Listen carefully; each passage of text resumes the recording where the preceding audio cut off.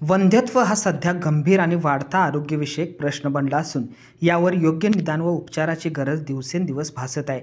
या पार्श्वभूमीवर इसार अर्थात Indian society of assisted reproduction Maharashtra राज्य शाखा यांच्या अध्यक्षतेखाली आणि Kolhapur obstetrics and gynaecology society KOGS यांच्या सहभागाने 12 व 13 जुलैला कोल्हापुरात 2 दिवसीय शास्त्रीय परिषद आयोजित करण्यात आली आहे। हॉटेल सयाजी येथे सायंकाळी 5:30 वाजता सुरू होणाऱ्या या परिषदेमध्ये स्त्री व पुरुष वंध्यत्व, हार्मोनल असंतुलन, IVF, IUI यांसारख्या आधुनिक उपचार पद्धती, जनुकीय चाचण्या आणि नव्या तंत्रज्ञानावर सखोल चर्चा होणार आहे, अशी माहिती डॉक्टर पद्मरेखा जिरगे यांनी आज पत्रकार परिषदेत दिली आहे।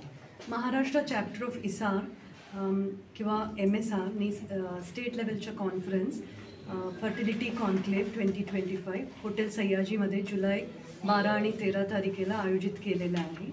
हे स्टेट लेवल कॉन्फरन्समध्ये देशातला भरपूर IVF स्पेशलिस्ट, वंध्यत्व तज्ञ डॉक्टर्स येऊन 300 किंवा 300पेक्षा जास्त गायनोकॉलॉजिस्ट आणि IVF स्पेशलिस्टनं नॉलेज शेअर करणार आहेत। ह्याच्यामध्ये 3 वर्कशॉप्स आहे, एम्ब्रिओलॉजिस्टसाठी सुद्धा वर्कशॉप आहे आणि वेगवेगळ्या लेक्चर्स आहेत। यंग आणि ज्युनियर डॉक्टर्स त्यांच्या संशोधनबद्दल प्रेझेंट करणार आहेत। सो हे दोन दिवस IVFच्या फील्डसाठी खूप महत्त्वाचा टाईम आहे आणि कोल्हापुरात हे घडायला लागले आणि ह्याच्यामध्ये खूप महत्त्वाच्या गोष्टी म्हणजे कोल्हापूर ऑब्स्टेट्रिक अँड गायनोकॉलॉजिकल सोसायटी हे होस्ट करायला लागलेत कोल्हापुरात आणि डॉक्टर मनीषी नागावकर आणि डॉक्टर रणजित किल्लेदार जे KOGSच्या प्रेसिडेंट आणि सेक्रेटरी आहेत, त्यांच्या नेतृत्वात हे पूर्ण आयोजित केलेलं आहे। डॉक्टर तानाजी पाटील जे जॉईंट ऑर्गनायझिंग सेक्रेटरी आहेत, he is also KOGS member आणि माझ्याबरोबर मी जे MSRचे प्रेसिडेंट आहे, माझ्याबरोबर डॉक्टर केदार गांगला आणि आपला पूर्ण MSRच्या टीम ह्याच्यामध्ये सहभाग घेणार आहेत।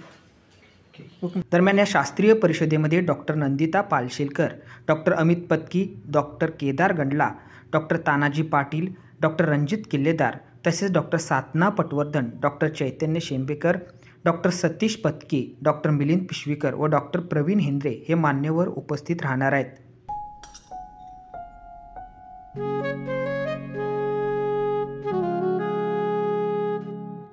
बाबा, आज येताना बासुंदी घेऊन या ना।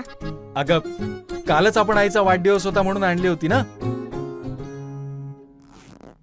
ऐकलं, गोकुळची बासुंदी पुन्हा खावीशी वाटतेय।